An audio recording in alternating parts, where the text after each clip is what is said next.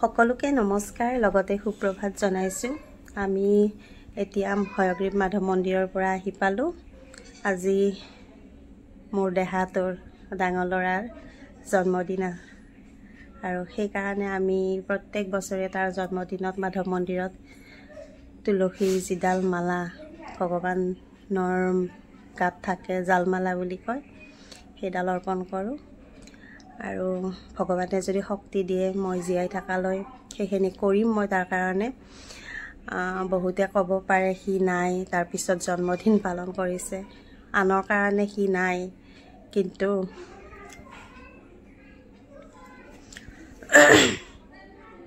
মোৰ কাৰণে সি সদায় আছে, সি সদায় মোৰ লগত আছে। সি মোক বুজে, মই তাক অনুভৱ কৰিব পাৰোঁ। সি যে মোৰ শুৱে বাৱে আছে সেই বস্তুটো মই অনুভৱ কৰিব পাৰোঁ। আৰু মই থাকালৈ তাৰ জন্মদিনটোত মই কিবা নহয় কিবা অকণমান কৰি যাম। আৰু এটাই স্থিৰ কৰিছোঁ যে আমি প্ৰত্যেক বছৰে মালাডাল দিওঁ, তাৰ নামত আগতো দিওঁ। গতিকে মই জীয়াই থাকালৈ জালমালাডাল আমি ভগৱানে যদি শক্তি দিয়ে নিশ্চয় দি যাম। তাকে আশীৰ্বাদ কৰিব আপোনালোকেও। সি য'তে আছে সুখে শান্তিয়ে থাকক। এয়া মন্দিৰলৈ যোৱা কিছু ভিডিঅ' আপোনালোকক দেখুৱাওঁ, তাকে আপোনালোকে চাব, ভিডিঅ'টো কেনেকুৱা পায় জনাব আৰু সকলোৱে তাক আশীৰ্বাদ কৰিব দেই।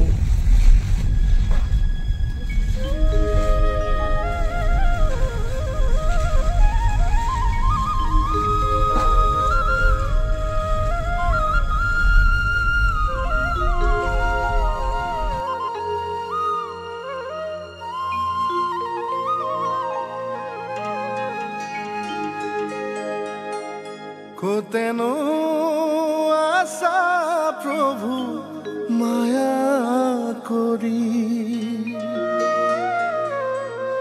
শঙ্খ চক্র গদা পদ্ম হাতে ধরি,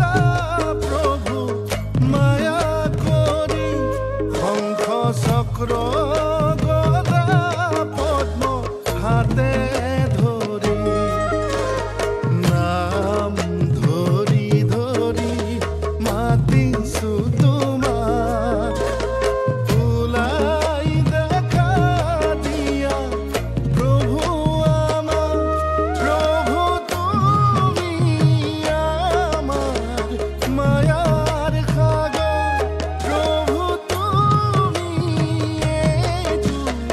জগতর ঈশ্বর। কোতেনো আশা প্রভু মায়া করি, শঙ্খ চক্র গদা পদ্ম হাতে ধরি।